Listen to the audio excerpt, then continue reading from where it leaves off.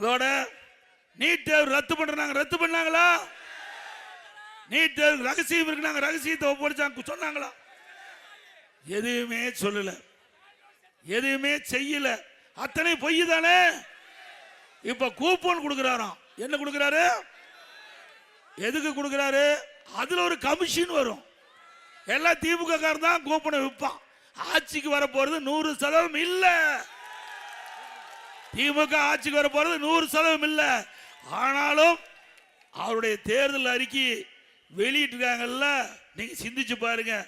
அந்த தேர்தல் அறிக்கையில் கூட திரு கருணாநிதி குடும்பத்துக்கு என்ன லாபம் வர வேண்டும் பார்த்து தான் இந்த தேர்தல் அறிக்கையில் கூப்பனை வெளியிட்டிருக்காங்க. இதே அண்ணா திமுக என்ன வெளியிட்டோம்?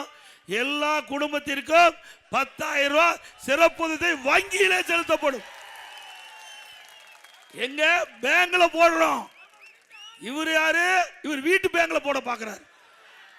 நாம நாட்டுடைமையாக்கப்பட்ட பேங்க்ல நம்ம கொடுக்கப்பட்ட வாக்குறுதியை நேரடியா மக்களுக்கு போய் சேர வேண்டும் அப்படின்னு வாக்குறுதி கொடுத்தது அண்ணா திமுக அரசாங்கம்.